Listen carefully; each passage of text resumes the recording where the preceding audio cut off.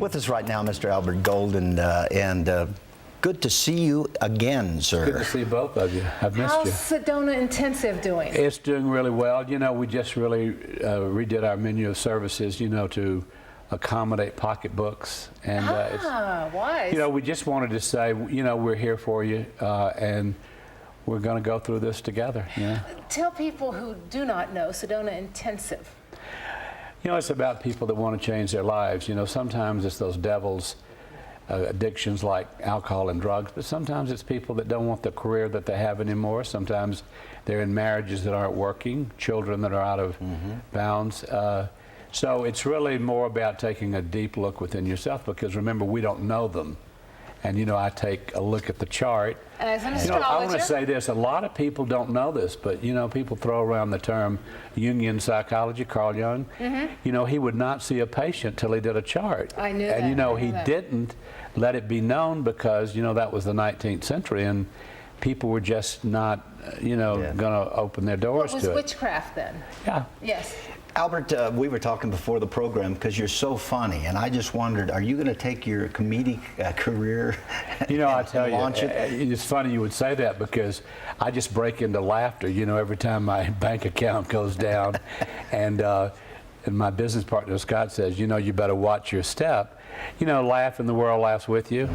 You know, I was reading something today, and, you know, Benjamin Franklin said at the signing of the Declaration of Independence, we shall hang together, or we'll all hang separately, when they were trying to break with the British. Okay. So that's what I kind of say to people. You know, when they say to me, I don't know whether I can afford you, I said, you know, you've never asked. I said, because I want to know where your budget is. You know, we've got something for you. And, you know, that hasn't been the way anything was before. Oh, no, no. We have all adjusted, haven't we? Yeah, we have. Speaking of astrology, which of course some people understand astrology, some people don't, but we're going to hit on some of the more basic concepts right now. We hear about Mercury turning retrograde a lot. Yeah, and it's Friday, Saturday. Mercury retrograde simply means it doesn't really go retrograde. It's the position of the Earth to Mercury. But, you know, if you were to go down to the end of the hall, I couldn't hear you very well.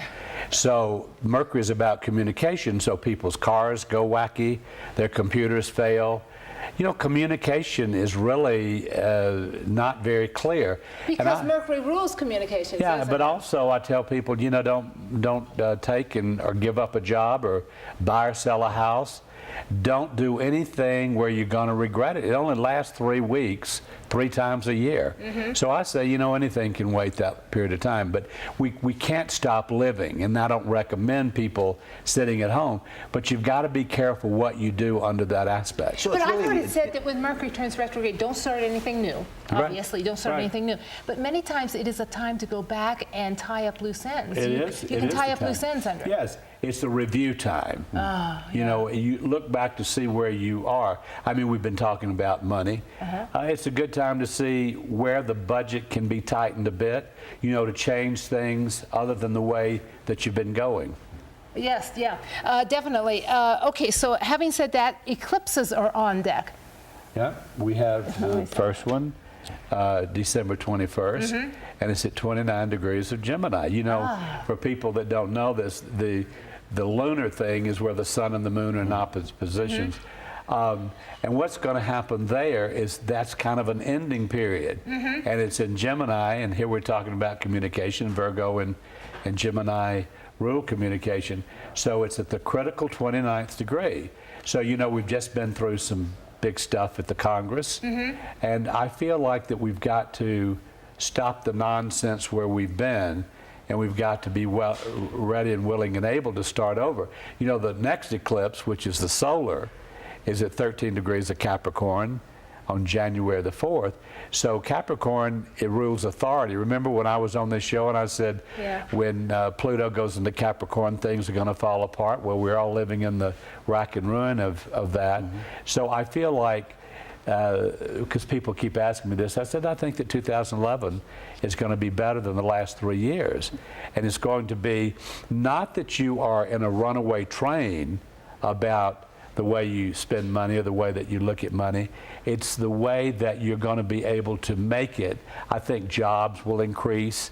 You know, and I think that I have to say this because I've said it to myself. Stop living on credit cards. You know, I write blogs and I speak to groups, and this is where the world began to fall apart. In 1953 with the computer, Right. in 1959 with credit cards. And what do they now say? All the politicians are saying it. The internet, you know, has ruined people's consciousness because we're so flooded with everything. Anybody that has a computer has an opinion. Too much knowledge, you think, Albert? Yeah, but also the credit card thing became really kind of wacky because, you know, they're finding a lot of people that we're crying over have 8 or 10 credit cards, and they can't possibly pay back. I told you this when I was here earlier in the year. I don't have any credit card debt.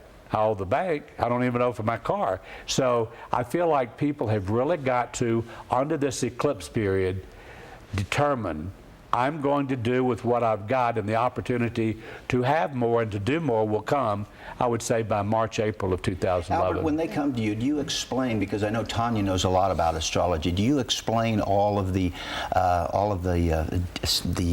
ins and outs of the it? ins and outs? No. When I go to the doctor, I don't say, give me a course in medicine. I just say, oh, yeah, you've got the radiologist. He can tell you whether it's something minor, or like you did a segment on cancer, or whether it is something deadly. I say to people, listen, I've had a long reputation with this. It's like I go to doctors and I check them out. When they come to me, they know that I know what I'm talking about by the reputation of what I've said and what has happened. I mean, I've been here, as you know, with politician information and elections and whatever. I mean, I remember last time I talked about John McCain and J.D. Hayworth, and John McCain did win handily. 2012. Well, I tell you, it's a consciousness shift. You know, I've been trying to ease in that today. You know, the way we look at things. I think for people who can get there, I call it the soul urge. You know, what were you born to do? I think that's going to kick in more. I mean, I have a friend that I'm going to have lunch with tomorrow, and she's leaving her practice as a lawyer, as a meditation person, because she wants to go to India and be there a year to understand about renunciation, and I support her with that because she says her soul tells her. Can we see the soul purpose in a chart? Yeah, you can.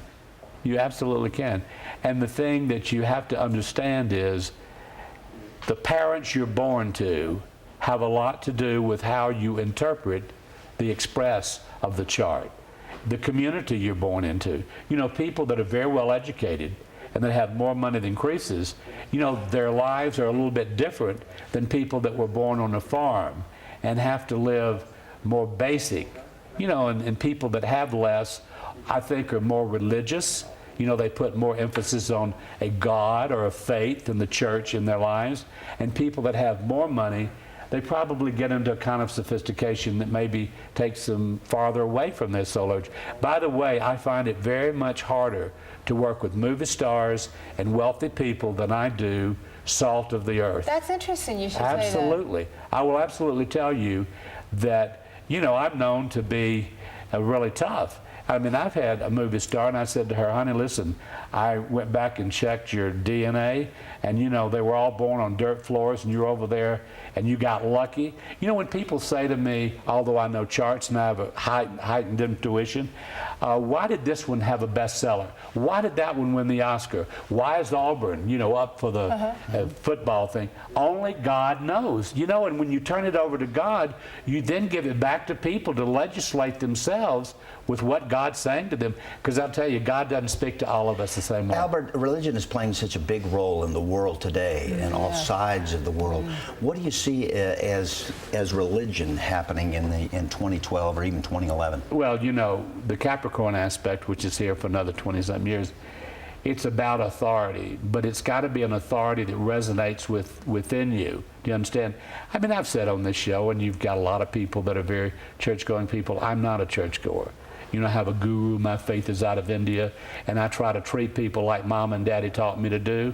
I mean, I'm a little bit scriptural, but I don't do it trying to get the approval or the opinions of my minister or whatever.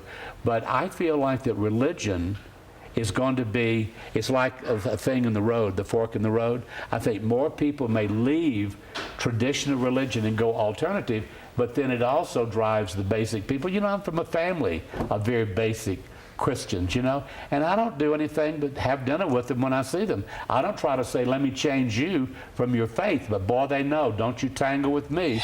When I said 2012 too, I was referring also, let's jump to the election, 2012.